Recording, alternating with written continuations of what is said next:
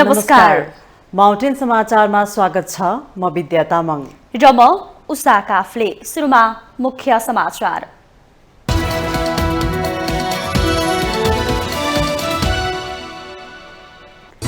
संघीय संसदको बजेट अधिवेशन सुरु। अर्थमन्त्री महतद्वारा आगामी आर्थिक वर्षको बजेटको सिद्धान्त र प्राथमिकता पेश। आर्थिक वृद्धि, रोजगारी र सुशासनलाई प्राथमिकता। शरणार्थी प्रकरणमा संसदभित्र सत्ता र विपक्षी बीच चर्काचर्की। रायमाझीलाई बुझाउन एमालेलाई माओवादीको आग्रह। एमाले भन्छ भ्रष्टाचारका सबै काण्डमा छानबिन गरौं। शरणार्थी प्रकरणको छानबिनमा हस्तक्षेप गरेर आरोपीहरूको बयान नफेराउन सरकारलाई एमाले अध्यक्ष ओलीको चेतावनी। निर्दोष कोही नपर्ने प्रधानमन्त्री प्रचण्डको भनाई। प्रधानमन्त्री प्रचण्ड र एमाले अध्यक्ष ओली बीचको भेटवार्ता शंकाको घेरामा। नेपालीलाई भुटानी शरणार्थी बनाएर करोडौं असुलेको आरोप लागेका टोप बहादुरलाई बचाउन खोजेको आरोप।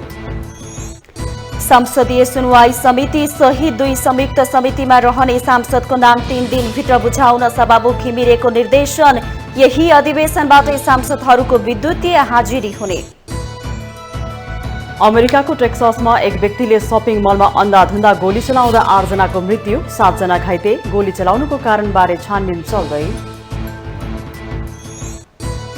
र इन्डियन प्रिमियर लिगमा राजस्थान रोयल्समाथि सनराइजर्स हैदराबादको रोमाञ्चक जित। 215 रनको लक्ष्य हैदराबादले अन्तिम बलमा 6 विकेट गुमाएर पूरा गर्यो।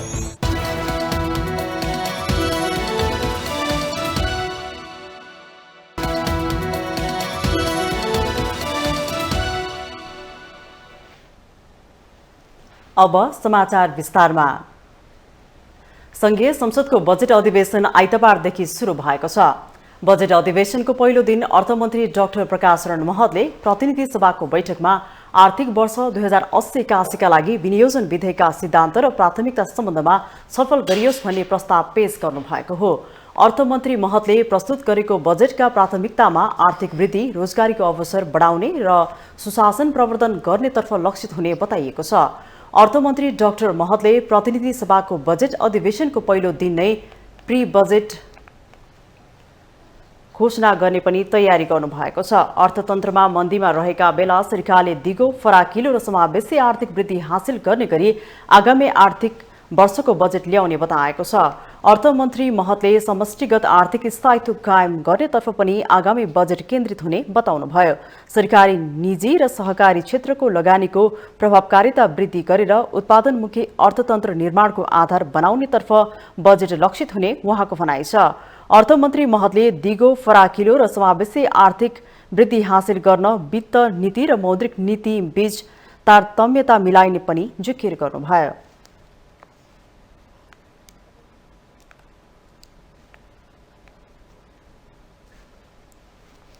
सुधार र स्रोत साधनको परिचालनमा प्रभावकारिता कायम गर्ने तर्फ परिलक्षित हुने जानकारी गराउँछु।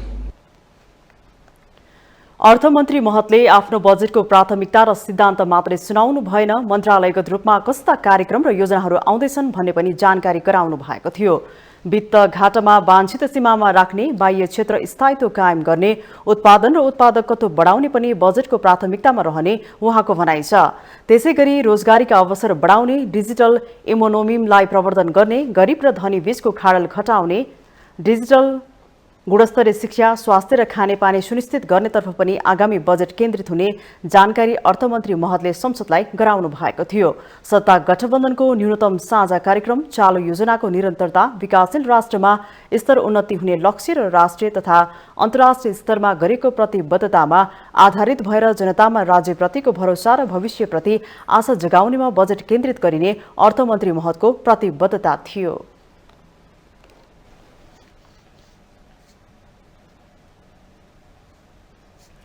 नक्कली भुटानी शरणार्थी प्रकरणलाई लिएर प्रतिनिधि सभाका सत्ता र विपक्षी दलका सांसदहरूबीच चर्काचर्की परेको छ। नेकपा माओवादी केन्द्रका सांसद माधव सापकोटाले नक्कली शरणार्थी ठगी प्रकरणमा मुछिएका एमाले सचिव टोप बहादुर रायमाझीलाई इमानदारीताका साथ बुझाउन एमालेलाई आग्रह गर्नुभयो। प्रतिनिधि सभा बैठकको आकस्मिक समयमा बोल्दै सांसद सापकोटाले प्रधानमन्त्री प्रचण्डले बोलेका कुरालाई एमाले विषयान्तर गर्न खोजेको भन्दै भ्रष्टाचारीलाई कारबाही गर्न प्रतिबद्ध हो भने टोप बहादुरलाई बुझाउन आग्रह गर्नुभयो। अधिकारीहरूलाई कारबाही गर्नका लागि इमानदार हो भने तपाईहरु विषय अन्तर नगर्नुस्।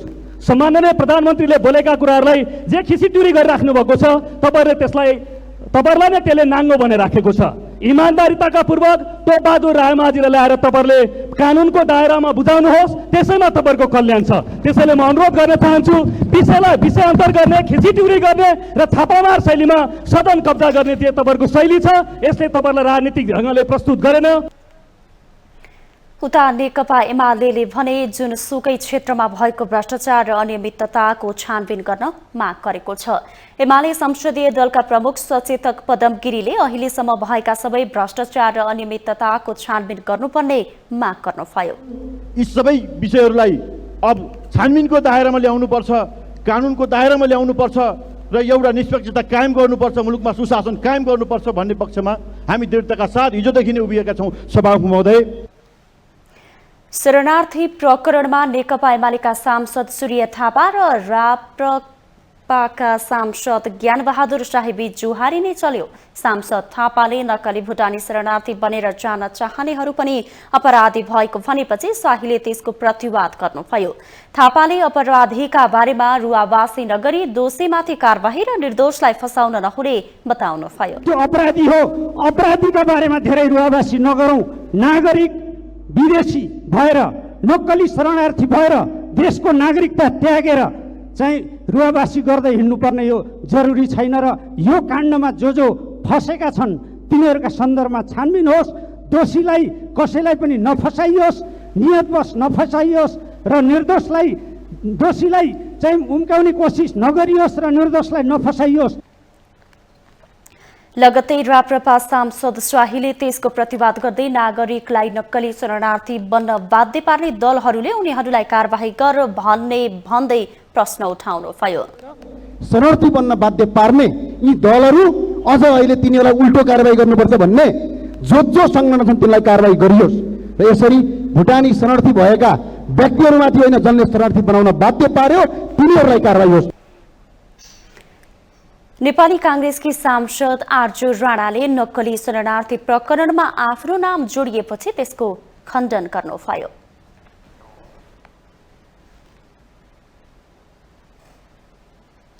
यसैबीच प्रधानमन्त्री पुष्पकमल दाहाल प्रचण्डले नक्कली भुटानी शरणार्थी प्रकरणका दोषी कोही पनि ढाकछोप नहुने प्रश्न पार्नु भएको छ। आइतबार प्रतिनिधि सभा बैठकपछि सञ्चारकर्मीहरूलाई संक्षिप्त प्रतिक्रिया दिँदै प्रधानमन्त्री दाहालले नक्कली भुटानी शरणार्थी प्रकरणमा दोषी कोही पनि बच्न नसक्ने जिकिर गर्नुभएको हो। उहाँले सो प्रकरणमा निर्दोष कोही नपर्ने भन्दै संसद बैठकमा सो प्रकरणको सम्बन्धमा कुरा उठ्नुले सरकारको मनोबल बढेको पनि बताउनुभयो। मैले भनेको छु, दोषी कोही बच्न सक्दैन, निर्दोष कोही पनि पर्दैन। सरकारको त्यही जोड छ। आज जसरी विषय उठेको छ त्यसले अझ सरकारको मनोबल बढाउने काम नै गरेको छ भन्ने मैले ठान्छु। त्यसैगरी प्रमुख प्रतिपक्षी दल नेकपा एमालेका अध्यक्ष केपी शर्मा ओलीले नक्कली भुटानी शरणार्थी प्रकरणमा दोषी उपर कडाइका साथ कारबाही गर्न प्रधानमन्त्रीलाई आग्रह गरेको बताउनुभयो। उहाँले छानबिनमा सरकारले हस्तक्षेप नगर्न र बयान नफेराउन पनि सचेत गराउनुभयो। गिरोहको सम्बन्धमा पनि कुरा भयो, मैले कडाइका साथ कारबाही गर्नुहोस्, जो दोषी छन् उपयुक्त ढङ्गले छानबिन गरेर कडाइका साथ कारबाही गर्नु सरकारले र प्रहरीको छानबिनमा सरकारले कतैबाट हस्तक्षेप गर्ने, बयान फेराउने यस्तो उस्तो नगरोस् र निष्पक्ष ढङ्गले जो दोषी छन् तिनीहरूलाई कारबाही गरोस् र निर्दोषलाई फसाउने खालको पनि प्रयास नगरोस्। अध्यक्ष ओलीले आरोपित एमाले सचिव टोप बहादुर रायमाझी आफ्नो सम्पर्कमा नभएको स्पष्ट पार्नुभयो। नेपाली कांग्रेसका सांसद डाक्टर शशाङ्क कोइरालाले आरोपित जुनसुकै पार्टीको भए पनि दोषी देखिएमा कारबाही हुनुपर्ने बताउनुभयो। धाराभित्र बस्नु पर्यो र उनीहरूको माथि चाहिँ कारबाही नै हुनु पर्यो।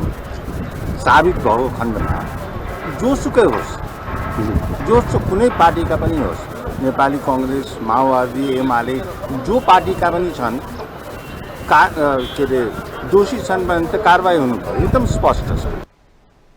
सरकार ढले पनि दोषीलाई कानुनी दायरामा ल्याउनु पर्ने उहाँको भनाइ थियो।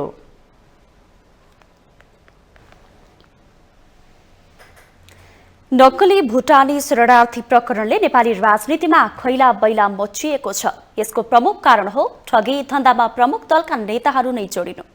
अनुसन्धान अघि बढ्दै जाँदा लहरो तान्दा पहरो खस्ने सम्भावना बढेको छ। यही बीचमा प्रधानमन्त्री पुष्पकमल दाहाल प्रचण्ड र नेकपा एमालेका अध्यक्ष केपी शर्मा ओली बीचको भेटवार्ता बाक्लिएको छ।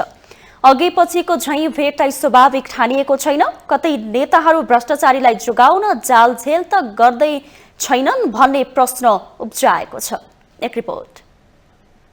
वर्तमान सरकारले आँट गर्ने हो भने नेपाली नागरिकलाई भुटानी शरणार्थी बनाएर अमेरिका पठाउने भन्दै करोडौं असुल्ने गिरोहमाथि कानून अनुसार सजाय दिलाउन अप्ठ्यारो छैन। नक्कली भुटानी शरणार्थी प्रकरणमा अनुसन्धान नरोकियोस् भनेर चौतर्फी रूपमा जनदबाव बढिरहेको छ। यो ठगीमा एमालेका सचिव टोप बहादुर रायमाझी, उनका छोरा सन्दीप रायमाझी, एमालेका उपाध्यक्ष तथा पूर्व गृहमन्त्री रामबहादुर थापा बादलका छोरा प्रतीक, बादलकै तत्कालीन सुरक्षा सल्लाहकार इन्द्रजित राई र पूर्व गृह सचिव टेक नारायण पाण्डे मुछिएका छन्। यी मध्ये एमाले सचिव रायमाझी बाहेक अरू पक्राउ परिसकेका छन्।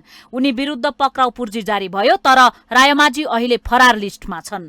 नेतृत्वमा बसेका नेता र गृह प्रशासन सम्हालिरहेका कर्मचारी नै यस्ता जघन्य अपराधमा संलग्न भएको सार्वजनिक भएपछि देशको इज्जत र प्रतिष्ठा अन्तर्राष्ट्रिय स्तरमा नै नाङ्गिएको छ। यही झोकमा नागरिकले यस्ता राष्ट्रघाती काम गर्नेहरूलाई कडा भन्दा कडा सजाय दिनुपर्छ भनेर माग गरिरहेको बेला एमाले अध्यक्ष केपी शर्मा ओली र प्रधानमन्त्री पुष्पकमल दाहाल प्रचण्ड बीच बाक्लिँदै गएको भेटवार्ता शंकाको घेरामा परेको छ। उसो त प्रधानमन्त्री र प्रमुख प्रतिपक्षी दलका प्रमुख नेताका बीचमा छलफल गर्नुपर्ने थुप्रै एजेन्डा हुन्छन्, तर आफू नेतृत्वको पार्टी सचिव यस्ता जघन्य भ्रष्टाचारको मामिलामा मुछिएको बेला अध्यक्ष ओली र प्रधानमन्त्री प्रचण्ड बीचको भेटले थुप्रै शंका उब्जाएको छ। उनीहरूको बीचमा अन्य विषयमा छलफल भए पनि जनताले यी भेटवार्ता भ्रष्टाचारीलाई बचाउनका लागि भइरहेका छन् भन्ने बुझ्नु अस्वाभाविक पनि होइन।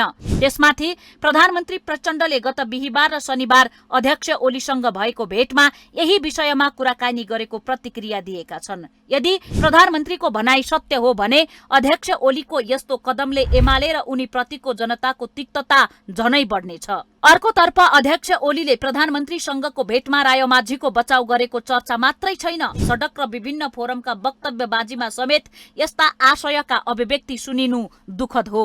यस्तो भाषा र आशा न त एमाले अध्यक्ष ओलीलाई सुहाउँछ न त उनको पार्टीलाई। अचम्म त के छ भने आरोप प्रत्यारोप लगाउने बेला सबै दलका नेताले एक अर्कालाई भ्रष्टाचारी देख्छन्, भ्रष्टाचारी भन्छन्, तर कारबाही गर्ने बेला भ्रष्टाचार सम्बन्धी फाइलहरू नै गुमनाम गरिन्छ। विगतमा पनि दलका नेताहरूका यस्तै कर्मले गर्दा जनताले त्यो असन्तुष्टिको जवाब पछिल्ला चुनाव मार्फत दिइसकेका छन्। किनकि जब जब भ्रष्टहरूलाई कारबाही हुने चर्चा चल्छ तब सबै दलहरूको मिलीभगती हुन्छ, तर भ्रष्टहरूलाई बचाउने छुट कसैलाई पनि छैन।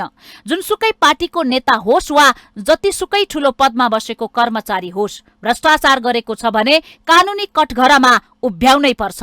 त्यसैले भ्रष्टाचार जस्तो जघन्य अपराधमा मुछिएका नेताको बचाउमा लाग्नु ओलीका लागि ठूलो गल्ती हुन सक्छ। जनताले यस्ता गल्तीका लागि दण्ड दिन सक्छन्। जुनसुकै दलको नेता वा कर्मचारी भए पनि नेताहरूले कानूनलाई सघाउनु पर्छ, ताकि अब उपरान्त कसैले यस्ता अपराध दोहोर्याउन नसकुन्। नेपालमा भ्रष्टाचारीको संरक्षण गर्न दौडधुप चलिरहेको बेला छिमेकी मुलुक भारतको नयाँ दिल्लीका मुख्यमन्त्री अरविन्द केजरीवालसँग त्यहाँको सीआईबीले लगातार 9 घण्टा सोधपुछ गरेको छ, जबकि तुलनात्मक रूपमा केजरीवालले नयाँ दिल्लीमा थुप्रै परिवर्तन ल्याएका छन्। तर नेपालमा भने हाम्रो देशलाई भुटानको हैसियत भन्दा पनि तल पुर्याउने, भुटानसँग उभिन नसक्ने अवस्थामा पुर्याएका नेता र कर्मचारीहरूको बचाउमा पुरै राज्य संयन्त्र लाग्छ। यही कारण आज हाम्रो मुलुक कर्मचारीलाई तलब खुवाउन नसक्ने अवस्थामा पुगेको हो र यही क्रम जारी रहे नेपालको अस्तित्व नै धरापमा पर्ने निश्चित छ। त्यसैले नेपाली नागरिकलाई भुटानी शरणार्थी बनाएर करोडौं असुल्ने नेता, तिनका आसेपासे र कर्मचारीहरूलाई प्रचलित ऐन कानून अनुसार कारबाही हुनै पर्छ। यसमा प्रचण्डले दृढताका साथ अगाडि बढ्नुपर्छ। गृहमन्त्रीको कदम बलियो हुनुपर्छ। दोषी कोही नछुटुन्, निर्दोष कोही नपरुन् भन्ने कानूनी मान्यता अनुसार अगाडि बढ्दा यदि टोप बहादुर रायमाझी निर्दोष छन् भने न्यायालयले उनलाई निर्दोष भएको क्लिन चिट दिने नै छ। त्यसका लागि टोपबहादुर जस्तो व्यक्तिले प्रहरीलाई समन्वय नगरेर भाग्नु ज्यादै दुःखद हो। कानून लेख्ने व्यक्तिले नै कानूनको पालना नगर्ने हो भने दण्ड सजायको डण्डा सोझा नागरिकमाथि मात्र किन वर्षाउने? त्यसैले राज्य संरक्षित अपराध हुनु हुँदैन। यसले मुलुकमा थप आतंक सिर्जना गर्छ। यसै पनि हाम्रो राज्य सुशासन, शान्ति सुरक्षा तथा अर्थतन्त्रको हिसाबले असफलतातर्फ उन्मुख छ। यस्तो बेला कुनै पनि अपराधीलाई संरक्षण गर्ने व्यक्तिले महँगो मूल्य चुकाउनु पर्ने हुन सक्छ। माउन्टेन टेलिभिजन एसडी राजनीतिक ब्युरो।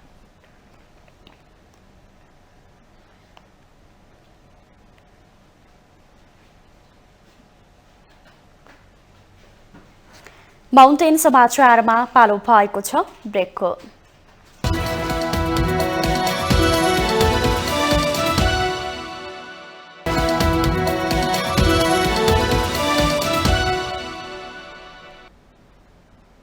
ब्रेकपछि स्वागत छ। अब बाँकी समाचार।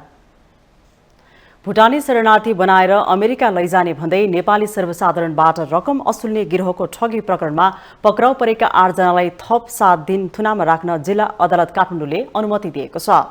काठमाडौँ प्रहरी परिसरबाट भुटानी शरणार्थी ठगी प्रकरणमा अनुसन्धान भइरहेको छ। सुरुमा यो प्रकरण ठगीको कसुरमा अनुसन्धान अघि बढेकोमा अहिले संगठित अपराध अन्तर्गतका दफाबाट अनुसन्धान थप विस्तार भएको छ। यो प्रकरणमा मुछेका नेपाल सरकारका बहालवाला सचिव टेकनारायण पाण्डे र तत्कालीन गृहमन्त्री रामबहादुर थापाका सुरक्षा सल्लाहकार इन्द्रजित राई, पूर्व उपप्रधानमन्त्री समेत रहनुभएका एमालेका सचिव तथा प्रतिनिधि सभा सदस्य टोपबहादुर रायमाझीका छोरा सन्दीप सहित गिरोहका सदस्यहरू केशव दुलाल, सानो भण्डारी, सन्देश शर्मा, टङ्क गुरुङ र सागर थुलुङ राईलाई थप 7 दिन थुनामा राख्न अदालतले आइतबार अनुमति दिएको हो। पक्राउ पूर्जी जारी भए पनि पूर्व उपप्रधानमन्त्री रायमाझी र तत्कालीन गृहमन्त्री थापाका सुरक्षा सल्लाहकार राईका छोरा निरज पनि फरार रहेका छन्।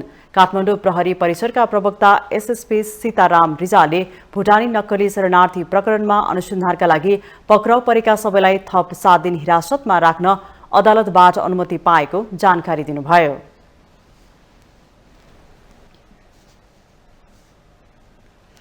प्रधानमन्त्री पुष्पकमल दाहाल प्रचण्डले वर्तमान सरकार प्रेस स्वतन्त्रता र पत्रकारको सुरक्षाको सुनिश्चितताका लागि पूर्ण प्रतिबद्ध रहेको बताउनु भएको छ।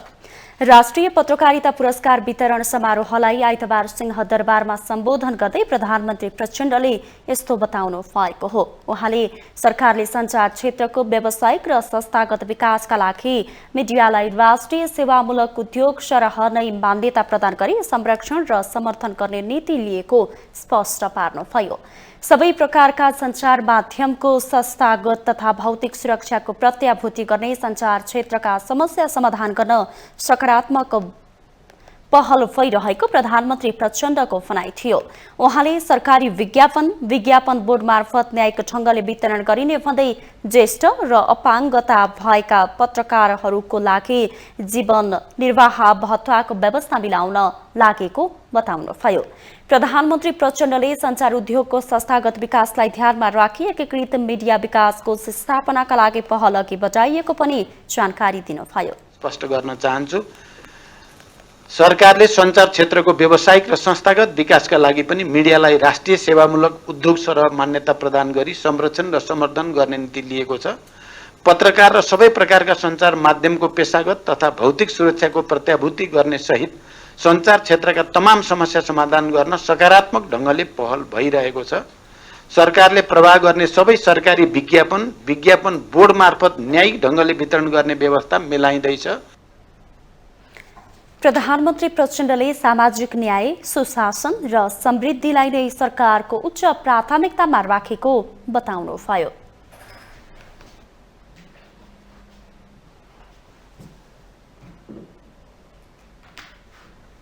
यसैबीच प्रधानमन्त्री प्रचण्डले उद्योग व्यवसायको विकास र विस्तार गर्दै औद्योगिक आर्थिक क्रान्तिको आरम्भ गर्नुपर्ने आवश्यकता रहेको बताउनु भएको छ। आइतबार काठमाडौँमा आयोजित नेपाल बिजनेस समिट उद्घाटन कार्यक्रमलाई सम्बोधन गर्दै उहाँले यस्तो बताउनु भएको हो। प्रधानमन्त्री प्रचण्डले आगामी आर्थिक वर्षको बजेटमा कृषि र उद्योग र स्वरोजगारले विशेष प्राथमिकता पाउने प्रतिबद्धता पनि जनाउनुभयो। कृषि क्षेत्रलाई आधुनिकीकरण एवं व्यवसायीकरण गर्दै लघु, घरेलु, साना तथा मझौला उद्योग व्यवसायको विकास गर्न आवश्यक रहेको उहाँको भनाइ थियो। प्रधानमन्त्री प्रचण्डले तीव्र आर्थिक वृद्धिका लागि कृषि तथा वन पैदावार, पर्यटन, जलविद्युत, सूचना प्रविधि लगायत प्रचुर सम्भावना बोकेका क्षेत्रहरूमा स्वदेशी तथा वैदेशिक लगानी विस्तार गर्दै अघि बढ्नुपर्ने आवश्यकता रहेको समेत बताउनुभयो। उहाँले विदेशी लगानी मैत्री वातावरण बनाउन केही कठोर कदम चाल्नुपर्ने आजको आवश्यकता महसुस गरेको पनि उल्लेख गर्नुभयो। तथा वन पैदावार, पर्यटन, जलविद्युत, सूचना प्रविधि लगायत प्रचुर सम्भावना बोकेका क्षेत्रहरूमा स्वदेशी तथा वैदेशिक लगानी विस्तार गर्दै अगाडि बढ्नुपर्ने आवश्यकता रहेको छ। यहाँ प्रश्न उठ्यो, म त्यसमा गम्भीर रहेको कुरा मात्रै यहाँहरूलाई भन्न चाहन्छु। विदेशी लगानी मैत्री वातावरण बनाउन हामीले केही कठोर कदम चाल्नुपर्ने मैले महसुस गरेको छु। चाहे त्यो ऐनको कुरामा होस्, चाहे त्यो विधि प्रक्रियाको जटिलता र झन्झटलाई चाहिँ अन्त्य गर्ने कुरामा होस्, चाहे हाम्रा विभिन्न चाहिँ कर्मचारी तन्त्रका हाम्रा जटिलताहरूलाई समाधान गर्ने कुरा हो, केही कठोर कदम चाल्नुपर्ने आवश्यकता मैले महसुस गरेको छु। प्रधानमन्त्री प्रचण्डले सरकार आगामी आर्थिक वर्षको बजेटका लागि नीति कार्यक्रमको अन्तिम तयारीमा रहेको बताउनुभयो। आगामी वर्षको बजेटमा उत्पादन र रोजगारी वृद्धि गर्ने उहाँको भनाइ थियो। यति बेला हामी सरकारको तर्फबाट अब नीति कार्यक्रम र बजेट प्रस्तुतको अन्तिम तयारीमा छौँ। यहाँहरूले सायद सुनिराख्नु भएकै छ, देखिराख्नु भएकै छ। उत्पादन र रोजगारी, उत्पादन वृद्धि र रोजगारी सृष्टि हाम्रो नीति कार्यक्रमको पनि बजेटको पनि पहिलो प्राथमिकतामा पर्नु पर्दछ। प्रधानमन्त्री प्रचण्डले सामूहिक प्रयासबाट अहिलेका सम्पूर्ण समस्याको समाधान गर्न सकिने बताउनुभयो। उहाँले शिखर सम्मेलनले आगामी आर्थिक वर्षको बजेट तयार गर्न सहज बनाउने विश्वास समेत व्यक्त गर्नुभयो। कृषिमा क्रान्तिकारी सुधार आवश्यक रहेको पनि उहाँको भनाइ थियो।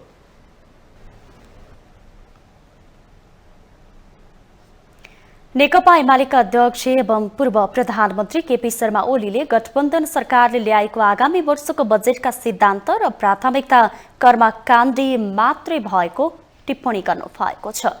बैंक तथा वित्तीय संस्था परिसंघले आयोजना गरेको शिखर सम्मेलन समारोहलाई सम्बोधन गर्दै उहाँले यस्तो बताउनु भएको हो। अध्यक्ष ओलीले चालू आर्थिक वर्षमा 8% वृद्धि दर घोषणा गरे पनि 2% पनि नहुने अवस्था आउनुको जवाफ जनतालाई दिनुपर्ने बताउनुभयो। आर्थिक वृद्धि दरको लक्ष्य पूरा नगर्ने गठबन्धन सरकारको नेतृत्वमा रहिरहनु उचित नरहेको भन्दै उहाँले आफैले लिएको लक्ष्य पूरा गर्न नसक्ने सरकारको आय व्ययको अनुमान विश्वास योग्य नरहेको जिकिर गर्नुभयो। यस सरकारलाई अर्थतन्त्र डुब्यो भने देश र जनता डुबिन्छ, आफू पनि देश र जनताभन्दा बाहिर होइन भन्ने सम्मको पनि एक्का छैन। अर्थतन्त्रको सुधारको सबैभन्दा ठुलो अवरोधक यो सरकार हो। भावी कार्यदिशा भनेको यो दिशाविहीन सरकारलाई विस्थापन गरी स्पष्ट भिजन सहितको देश र जनताप्रति प्रतिबद्ध, इमान्दार, दृढ निश्चय र निडर सरकारको स्थापना गर्ने। अध्यक्ष ओलीले वर्तमान सरकारले अर्थतन्त्र चलायमान बनाउन र चुनौतीको सामना गर्न नसक्ने पनि ठोकुवा गर्नुभयो।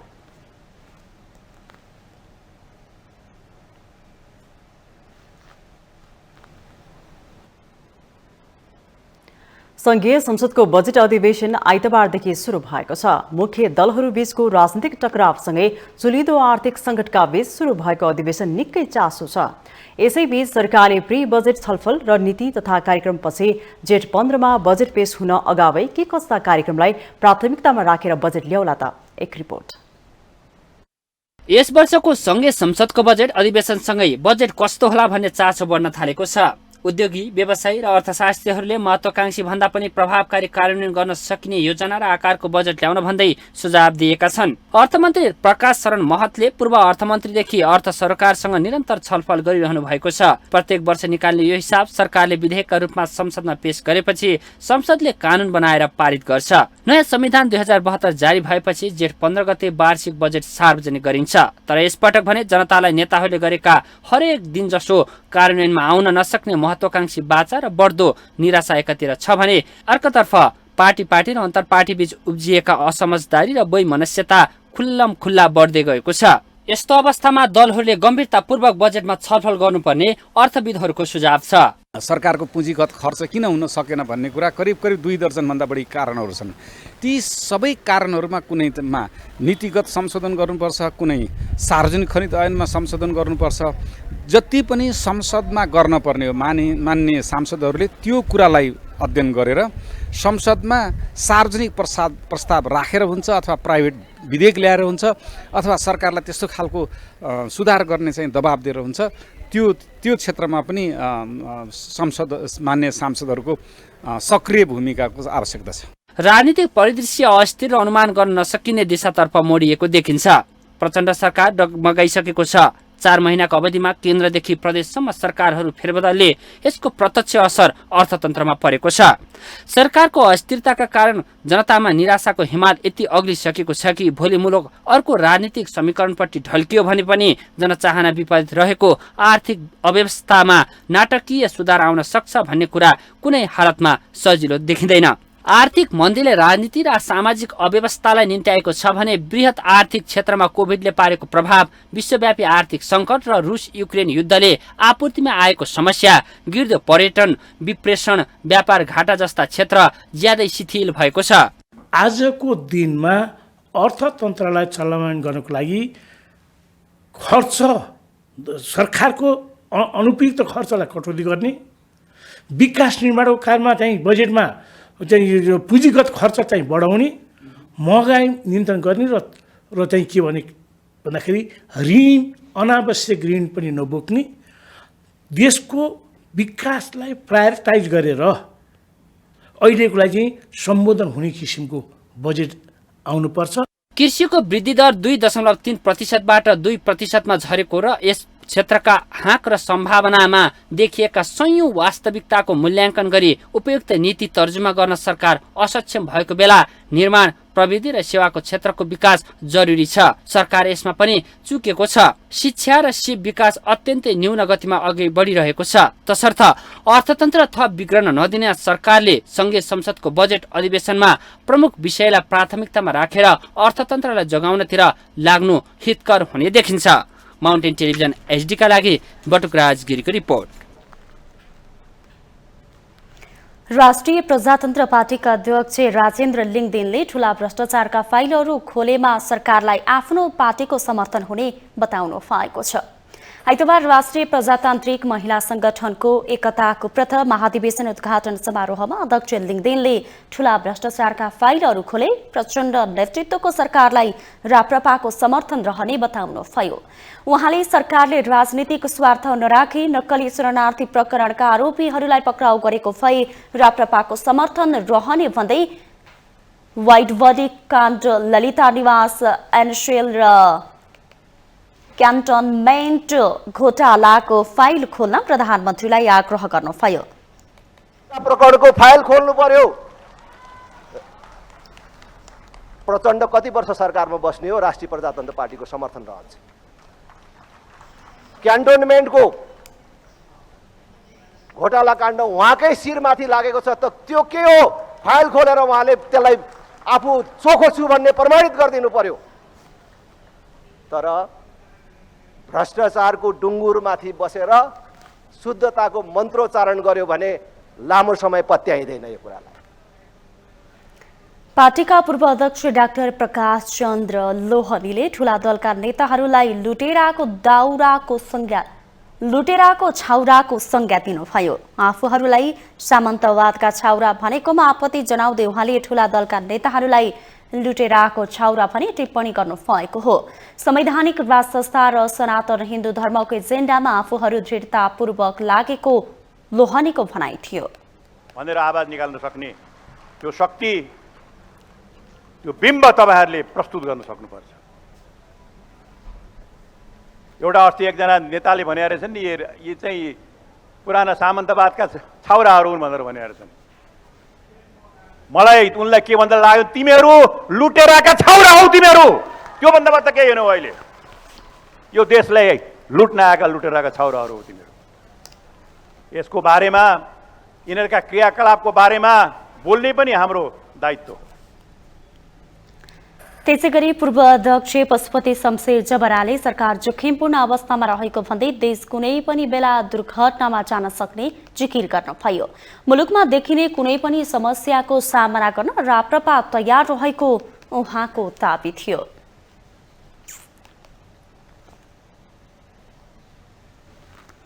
माउन्टेन समाचारमा पालो भएको छ पुनः ब्रेकको।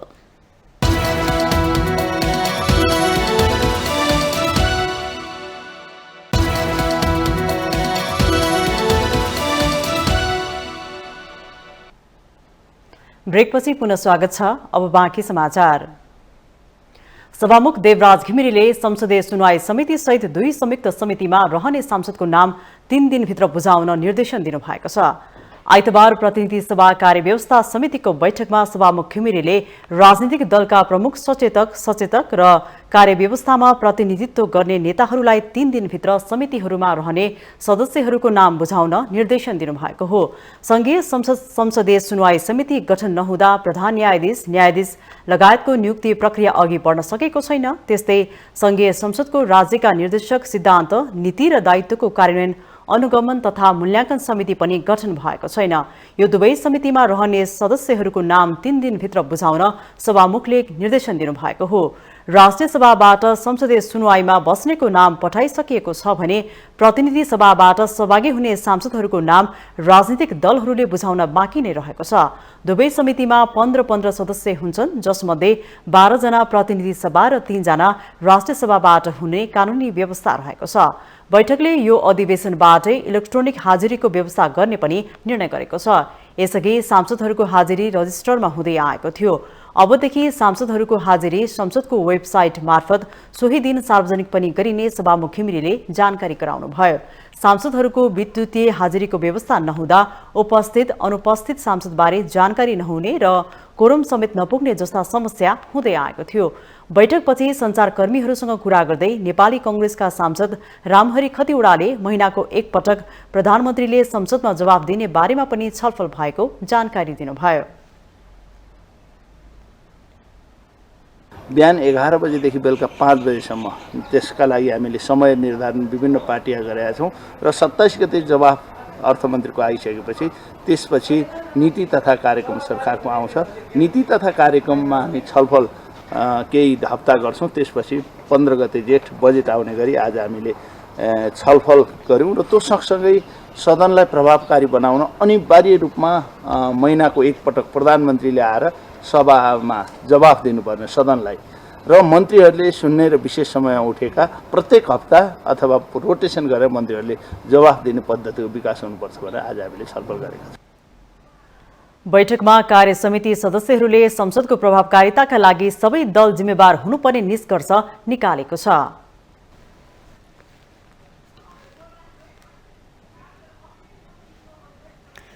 उपप्रधान तथा गृहमन्त्री नारायण काजी श्रेष्ठले महिला हिंसामा संलग्न पीडकलाई कारबाही गर्न सरकारले कुनै कसर बाँकी नराख्ने प्रश्न पार्नु भएको छ।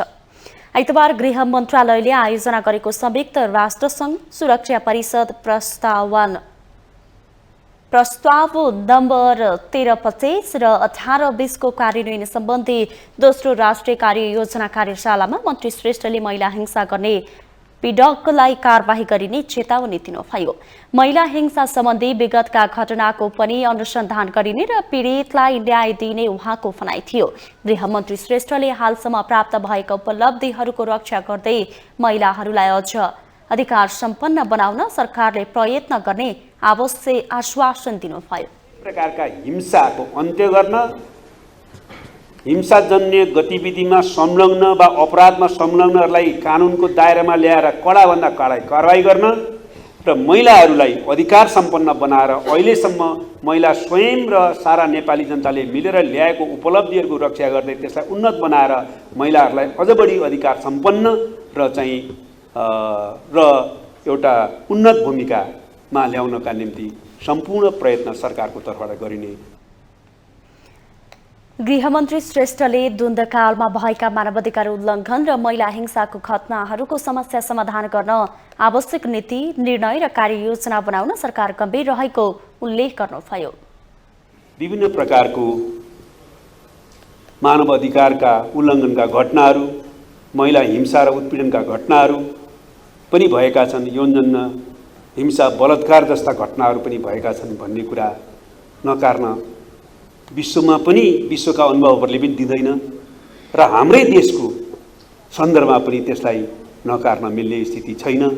कतिपय तथ्यहरू सतहमा आइ पनि सकेका छन्, आइरहेका छन्, चर्चामा पनि छन्। त्यसैले गर्दाखेरि हामीले यसलाई त्यही रूपमा समाधान गर्न आवश्यक नीति निर्णय कार्ययोजना बनाउनुपर्छ। उहाँले सत्य निरूपण तथा मेलमिलाप आयोग मार्फत द्वन्द्वकालका घटनाहरूको समस्या समाधान हुने भन्दै त्यसपछि त्यसलाई निष्कर्षमा पुर्याउनु पर्ने बताउनुभयो।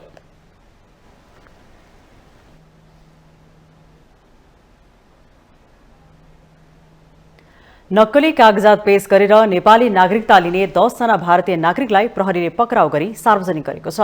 काठमाडौँ उपत्यका अपराध अनुसन्धान कार्यालयबाट खटिएको प्रहरीको टोलीले करिब 3.5 महिनाको अनुसन्धानपछि भारतीय नागरिकहरूले नक्कली कागजात पेश गरी नागरिकता लिएको तथ्य बाहिर ल्याएको हो।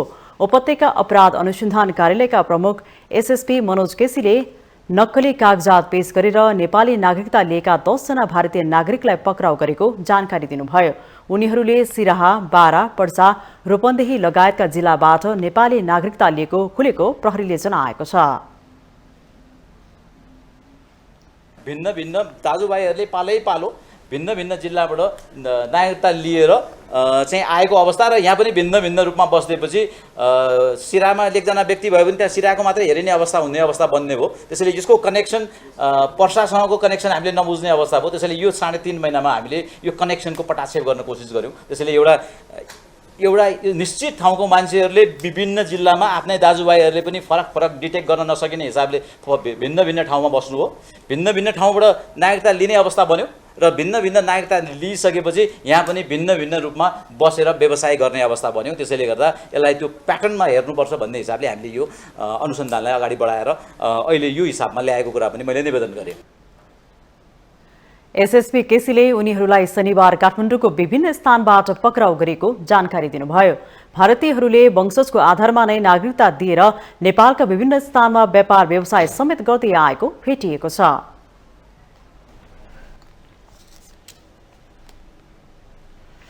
नेकपा एकीकृत समाजवादीका अध्यक्ष माधव कुमार नेपालले नक्कली भुटानी शरणार्थी प्रकरणमा सरकार झुक्न नहुने बताउनु भएको छ। तर निर्दोष नफसुन् र दोषी नउम्किउन् भनेर सरकारले ध्यान दिनुपर्ने उहाँको भनाइ छ। आइतबार विराटनगर विमानस्थलमा पत्रकारहरूसँग कुरा गर्दै अध्यक्ष नेपालले नक्कली भुटानी शरणार्थी प्रकरणमा नडगमगाइकन कारबाही अघि बढाउनु पर्ने धारणा राख्नुभयो। प्रधानमन्त्री र गृहमन्त्रीलाई यो प्रकरणमा दबाव आएको भए पनि कसैको दबाव अघि झुक्न नहुने उहाँको भनाइ थियो। शरणार्थी प्रकरणमा अरू नेताहरू पनि तानिन सक्ने सम्भावनाबारे पत्रकारको जिज्ञासामा अध्यक्ष नेपालले यस्ता कुराबाट आफू नडराउने प्रश्न पार्नुभयो।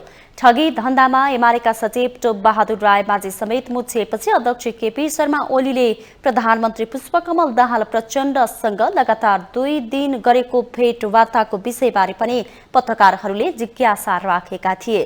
त्यसबारे आफूलाई थाहा नभएको नेपालको जवाफ थियो।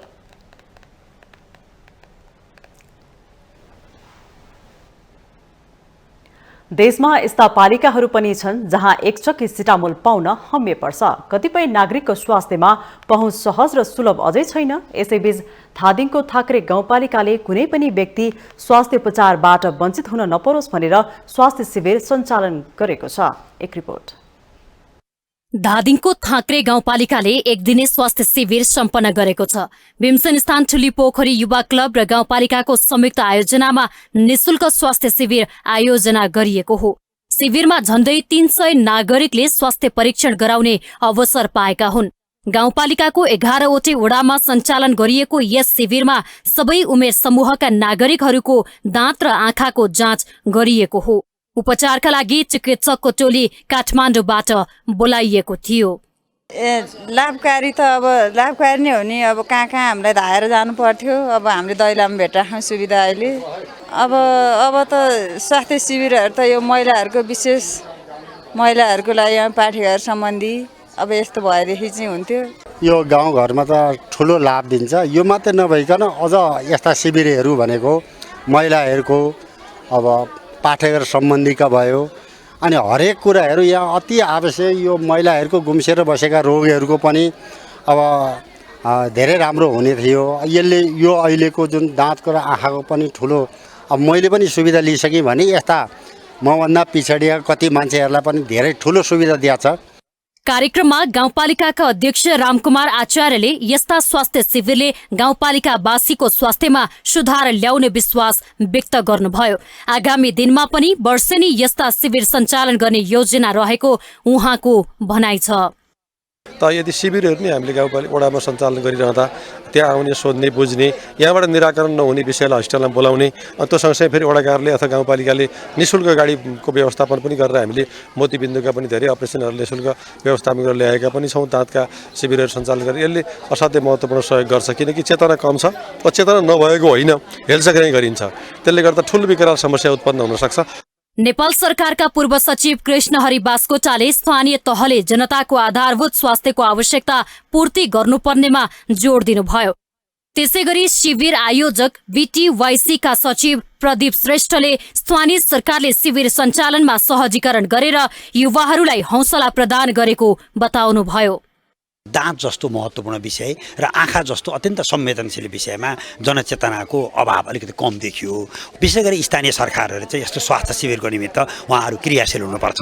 स्थानीय सरकारहरूले यस्तो स्वास्थ्य शिविरको माध्यमद्वारा आम जनतालाई स्वास्थ्यमा चेतना पनि दिने, स्वास्थ्यमा उहाँहरूलाई परेको तत्कालको समस्याको समाधान पनि गर्ने, दीर्घकालमा चाहिँ के कस्ता समस्या रहेछन् भनेर त्यहाँ के गर्नुपर्छ त भनेर प्रिभेन्टिभ केयर भन्छ निरोधात्मक उपायतर्फ पनि सरकार जानुपर्छ। विगत केही वर्षदेखि चाहिँ यहाँ नेपालमा चाहिँ शिक्षा र स्वास्थ्य एकदम महँगो हुँदै गइरहेको अवस्थामा अब हाम्रो क्लबले चाहिँ इनिसियल फेजमा काम गर्दै जाँदाखेरि चाहिँ यो शिक्षा र स्वास्थ्यकोमा केही काम गर्नुपर्छ भन्ने एउटा हाम्रो चाहिँ एउटा मेन कन्सेप्ट चाहिँ आएको हुनाले गर्दाखेरि नि हामीले यही स्वास्थ्यसँग चाहिँ एउटा स्वास्थ्य शिविर अर्गनाइज गर्ने एउटा प्लान अन्तर्गतको एउटा रेगुलर प्रोग्राम हो हाम्रो।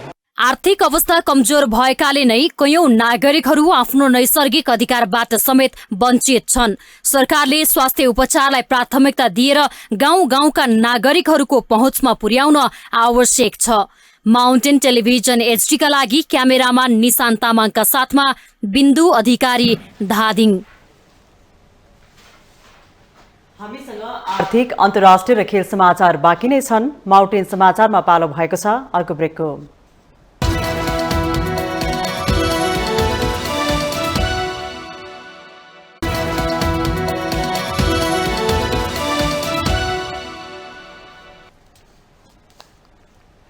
ब्रेकपछि स्वागत छ। अब पालो आर्थिक समाचारको। आर्थिक समाचारको साथमा जगदम्बा सुपर साइन तथा ग्याल्बा प्लस जीवनभरको भरोसा प्रस्तुत छ। रिद्धि सिद्धि सिमेन्ट गुणस्तरको नयाँ स्तर।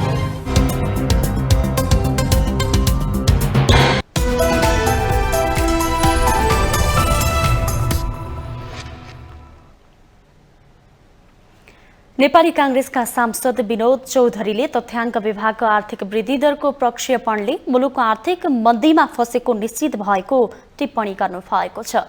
काठमाडौँमा आयोजित नेपाल व्यवसायी शिखर सम्मेलनमा सांसद चौधरीले यस्तो बताउनु भएको हो। नेपाली अर्थतन्त्रमा अहिलेको जस्तो समस्या र चुनौती विगतमा कहिल्यै नआएको उहाँको भनाइ थियो। चालू आर्थिक वर्षको करिब 10.5 महिनामा राजस्व संकलन लक्ष्यको तुलनामा 51% मात्रै संकलन भएको भन्दै चौधरीले विगत 55 वर्षको इतिहासमा आर्थिक वृद्धि दर ऋणात्मक हुँदा समेत राजस्व ऋणात्मक नभएको उल्लेख गर्नुभयो। दर ऋणात्मक भएको अवस्थामा समेत गत आर्थिक वर्षको तुलनामा राजस्व ऋणात्मक भएको थिएन। चालू आर्थिक वर्षमा आर्थिक वृद्धि दर ऋणात्मक नै भए पनि राजस्व संकलन ऋणात्मक हुने निश्चित देखियो।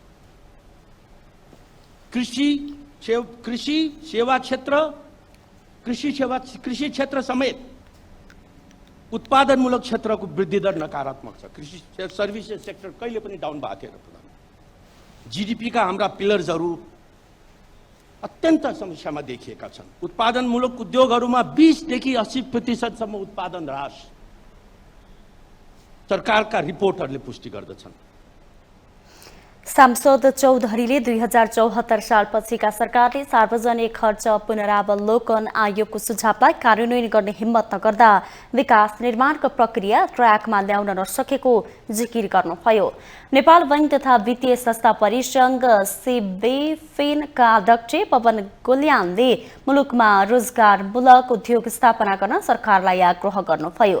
उत्पादनमूलक उद्योगमा आवश्यक बिजुलीमा 50% र आयात प्रतिस्थापन गर्ने उद्योगमा 20% विद्युत छुट दिन आग्रह गर्दै उहाँले देश विकासका लागि उद्योग, कृषि र पर्यटन क्षेत्रमा लगानी बढाउन आवश्यक रहेको औल्याउनुभयो। बैंकले दिने प्राथमिकता प्राप्त कर्जालाई सहज बनाउन अध्यक्ष गोल्यानले आग्रह गर्नुभयो। का रूपमा परिभाषा गर्दा समेत फरक नपर्ला। कृषि, ऊर्जा, पर्यटन, भौतिक पूर्वाधारको विकास, आयात प्रतिस्थापन गरी निर्यात बढाउन आवश्यक छ। रोजगारमूलक उद्योगको स्थापना गर्न आवश्यक छ। सूचना प्रविधि क्षेत्रको बृहत्तर विकास गर्दै डिजिटल इकोनोमी अझ भनौँ डिजिटल नेपालको फ्रेमवर्कमा सरकारले काम गर्न आवश्यक छ। अध्यक्ष गोल्यानले नेपालमा शैक्षिक, कृषि, पर्यावरण, पर्यटन भित्र्याउन तथा नेपाली उत्पादन बढी प्रयोग गर्दै आयात प्रतिस्थापन गर्नुपर्ने धारणा राख्नुभयो।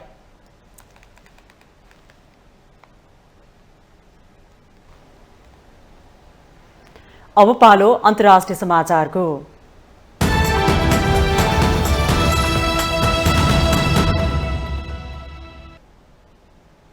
अमेरिकाको टेक्सासमा एक संदिग्ध व्यक्तिले अन्धाधुन्दा गोली चलाउँदा 8 जनाको मृत्यु भएको छ। टेक्सासको उत्तरी सहर डलासको एलियन शपिङ मलमा ती संदिग्धले गोली चलाउँदा 8 जनाको मृत्यु भएको हो।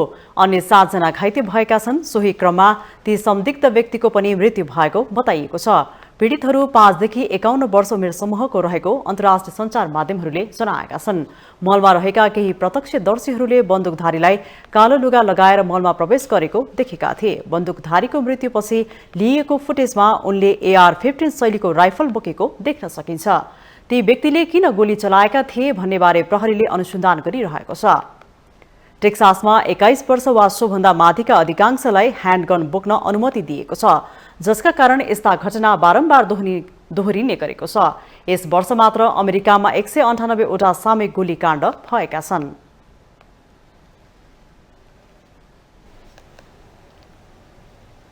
अब खेल समाचार।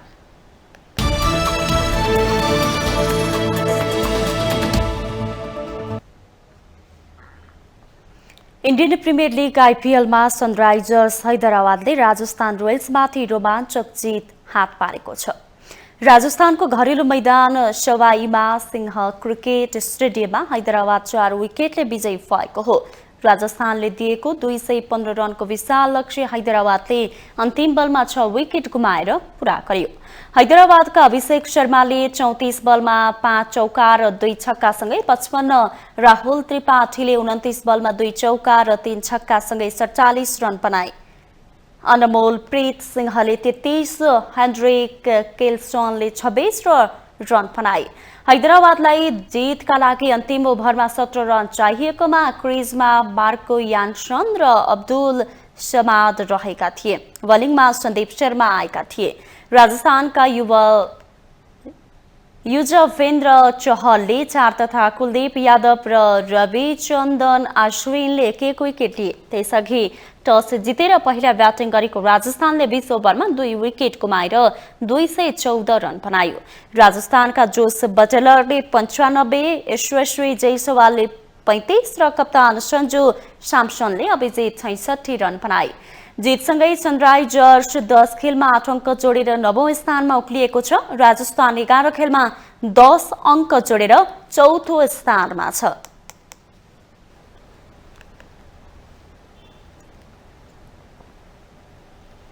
साबिक विजेता मछिन्द्र क्लबले शहीद स्मारक ए डिभिजन लिगमा एपीएफ क्लबमाथि जित निकालेको छ।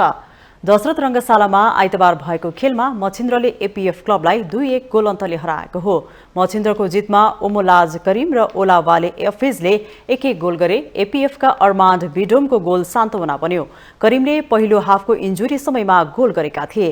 अफिसले दोस्रो हाफको इन्जुरी समयमा निर्णायक गोल गरे। यसअघि एपीएफका बिडोमले 36औं मिनेटमा सुरुवाती गोल गरेका थिए। जितसँगै मछिन्द्रले 15 खेलबाट 24 अङ्क बनाएको छ। एपीएफको समान खेलबाट 19 अङ्क छ। यसैगरी इन्फा कम्प्लेक्स 7-2 भएको खेलमा त्रिभुवन आर्मी र सङ्कटा क्लबले एक गोलको बराबरी खेल्दै अङ्क बाँडेका छन्। आर्मीका लागि कप्तान भरत खवासले 18औं मिनेटमा गोलको खाता खोले। सङ्कटाका युसुफ एट्रिसले दोस्रो हाफको इन्जुरी समयमा पेनाल्टीमा बराबरी गोल फर्काएका थिए। बराबरीसँगै आर्मीले 15 खेलबाट 21 अङ्क जोडेको छ।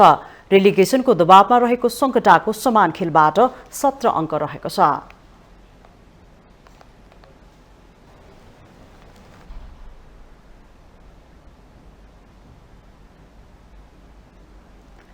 माउन्टेन समाचारमा पालो भएको छ ब्रेकको।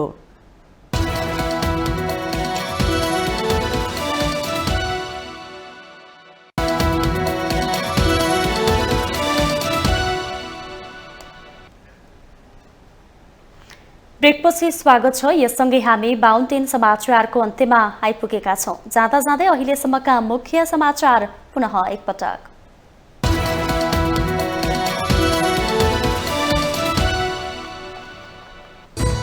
संघीय संसदको बजेट अधिवेशन सुरु। अर्थमन्त्री महतद्वारा आगामी आर्थिक वर्षको बजेटको सिद्धान्त र प्राथमिकता पेश। आर्थिक वृद्धि, रोजगारी र सुशासनलाई प्राथमिकता। शरणार्थी प्रकरणमा संसदभित्र सत्ता र विपक्षी बीच चर्काचर्की। रायमाझीलाई बुझाउन एमालेलाई माओवादीको आग्रह। एमाले भन्छ भ्रष्टाचारका सबै काण्डमा छानबिन गरौं। शरणार्थी प्रकरणको छानबिनमा हस्तक्षेप गरेर आरोपीहरूको बयान नफेराउन सरकारलाई एमाले अध्यक्ष ओलीको चेतावनी। निर्दोष कोही नपर्ने प्रधानमन्त्री प्रचण्डको भनाई। प्रधानमन्त्री प्रचण्ड र एमाले अध्यक्ष ओली बीचको भेटवार्ता शंकाको घेरामा। नेपालीलाई भुटानी शरणार्थी बनाएर करोडौं असुलेको आरोप लागेका टोप बहादुरलाई बचाउन खोजेको आरोप। संसदीय सुनाई समिति सहित 2 संयुक्त समितिमा रहने सांसदको नाम 3 दिनभित्र बुझाउन सभामुख घिमिरेको निर्देशन। यही अधिवेशनबाटै सांसदहरूको विद्युतीय हाजिरी हुने। अमेरिकाको टेक्सासमा एक व्यक्तिले शपिङ मलमा अन्धाधुन्दा गोली चलाउँदा 8 जनाको मृत्यु, 7 जना घाइते। गोली चलाउनुको कारणबारे छानबिन चल्दै। र इन्डियन प्रिमियर लिगमा राजस्थान रोयल्समाथि सनराइजर्स हैदराबादको रोमाञ्चक जित। 215 रनको लक्ष्य हैदराबादले अन्तिम बलमा 6 विकेट गुमाएर पूरा गर्यो।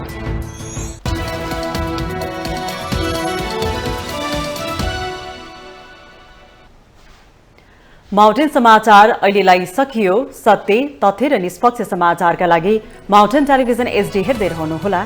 नमस्कार।